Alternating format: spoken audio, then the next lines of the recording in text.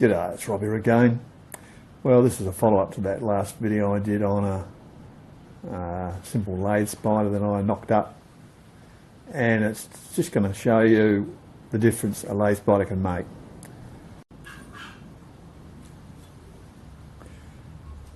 .7mm,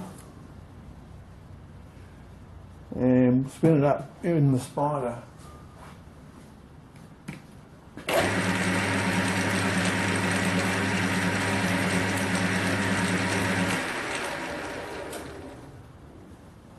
That was 606 RPM. Now we'll take the spider off and see the difference.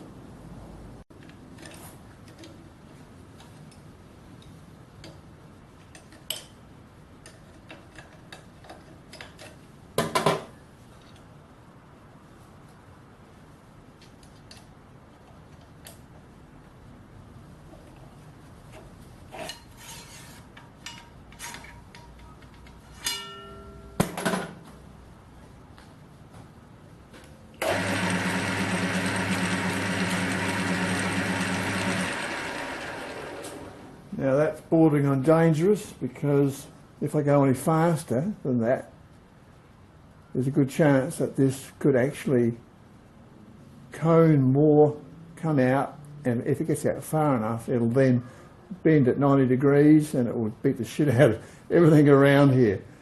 That's why you don't want any whip going on when you're machining. So simple little spider like that, you can adjust it all out, and provided it's straight, of course. I mean, if you're putting in bent stuff, well, you can only do so much. But as you can see, it works great, no problem. It was so good I made another one. I'll show you the one I've made up for the Schaublin. So here's the Schaublin.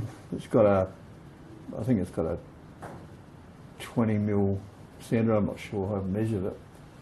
But anyway, it's got enough shaft coming out that I can put a spider on the end of it, and that way I cannot lose, I don't have to lose any inside bore like I did with the Chinese lathe. But of course, most times you'll be using a spider.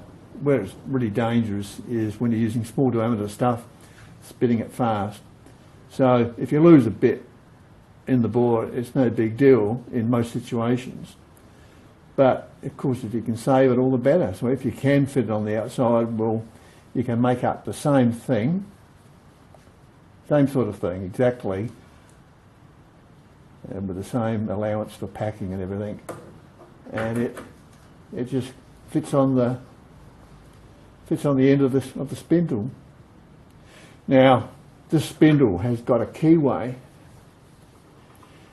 and I had thought originally about putting a keyway in this, putting a key in there, and leaving it on.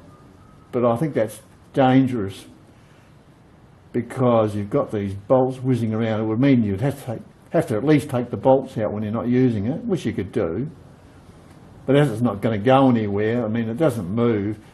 Now, I've had a few people ask me, why did I go 4 bolts instead of 3? Why didn't I go 3? And then I could have done octagonal and stuff like that. I went 4 for a reason. With 4, you've got 2 opposed bolts. They pinch up against each other. You've got 2 of those. So if one bolt comes loose for some weird reason, you've still got 2 going to hold the job. If you've got 3 bolts coming in, and one of those bolts, any one of those 3 comes loose, the whole thing comes loose, because there's nothing else. They all rely on each other to keep the job central. Plus, it's a lot easier to adjust your job into position with 4 bolts than with 3 bolts. And anyone that's ever used a fixed steady or a travelling steady knows what I'm talking about. So that's it. So there you go. That's the latest. Just to follow up, there was quite a lot of interest in this video, and I don't want to blow my own bags, but it even got Best Homemade Tool of the Week on the Homemade Tool site, which was a bit of a surprise, because I just stuck it up there thinking it'll, you know, help people out, because it does save a lot of heartbreak if you've got stuff out there, and if it goes pear-shaped and it starts whipping around, it'll take out everything that's around you. So you're better off to don't take a chance if you're going long, and make up something like that. So there's the two versions. There's the outside one, which goes on the outside of the spindle, and there's the one that slides in the spindle. And as you can see, you still get quite a good size there to work with. And I mean, I've got a 27mm spindle. When you get onto the mini lathes, you're going to lose quite a bit. But as you're only working on small diameter stuff with mini lathes, like that's what people buy them for mainly. Well, often, yeah, as long as it stops the whip, because if that whip gets out of control, stand back and watch out, it'll do some real damage. So it's not worth the risk if you can reduce it with a simple thing like this, and they're easy to make. You don't even have to knurl it. I mean, that one was knurled. I got a bit of flack on that one. But I didn't bother on this one, and you do it how you want. You use how many bolts you want, make it how you want, but it's dead simple. Okay, that's it from me. I'll see you next time. Cheers.